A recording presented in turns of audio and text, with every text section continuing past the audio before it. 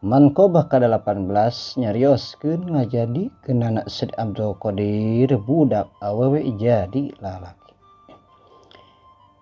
Dicarioskeun ku Syekh Hawad Al-Qadiri aya hiji lalaki ngadeuheus ka Said Abdul Qadir unjukan hayang gaduh anak lalaki.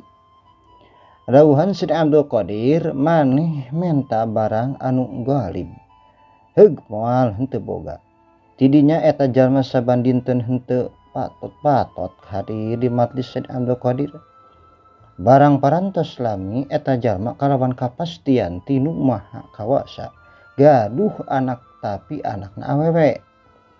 Teras eta anakna dicandak ka Said Abdul Qadir piunjukna, "Gusti, kapungkur abdi nyuhunkeun anak teh sanes nyuhunkeun awewe, nyuhunkeunana anak lalaki.